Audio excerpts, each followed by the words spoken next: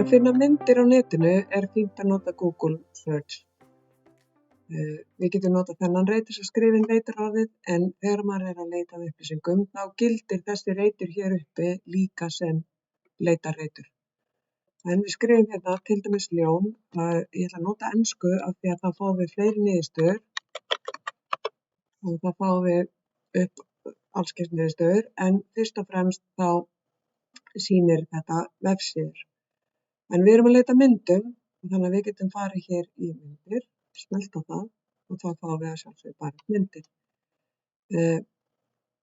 Við þurfum að hafa það í huga að þegar við leitum á myndum, eins og öll öðru efni, að höfundaréttur mjög sterkur réttur og við megum ekkert endilega nota allar myndir sem við finnum. Til þess að geta fundið myndir sem við megum nota, þá getum við farið hér í verkfæri og þá getum við fengið upp stærð. Og oftast best að taka inn stóra myndir sem við viljum og þá fínt að segja bara stóra myndir.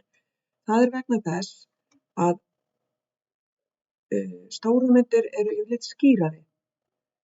Það ekki gott að geta tekið bara litla mynd og stækka hana upp því þá verður hún óskýr. Við getum frekar nýtt okkur að minnka myndir af því það missa þá ekki gæðin. Síðan hérna alls kyns stillingar sem þið getið skoðað sjálf en nótkunarréttur þetta sem hefur með höfundaréttinn að gera. Allt það þýðir að við erum með alla myndir sem af ljónum sem sem við finnum á netinu en það ekki víst við megum nota þær því að þær gæti verið bundnar höfundarétti. Þess vegna förum við hér í Creative Commons leyfi. Þær eru sem sagt Creative Commons þýðir svona sameiginlegur réttur fólk sá sem á höfundaréttinn, hann leyfir að myndin sé notuð. Það eru nokkrar tegundir svoleiðis réttar en við ættum að treysta á við megum nota þessar myndir. Þegar ég búin að velja mynd og ég að hugsa að velja bara þessa hérna, þá sjáum við að hérna, hún hérna 3000 og eitthvað pixlar, þess að því mjög gott, það bara meira heldur en þessi skjárabreidd.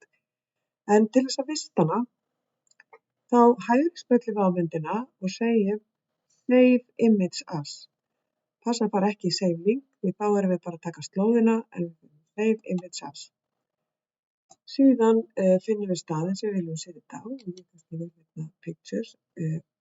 Alla jafna myndum við fara inn á ykkar svæði og stað þar sem þið velja að fara á. Og ég ætla bara að endurskýra þessa, eða endurnefna þessa mynd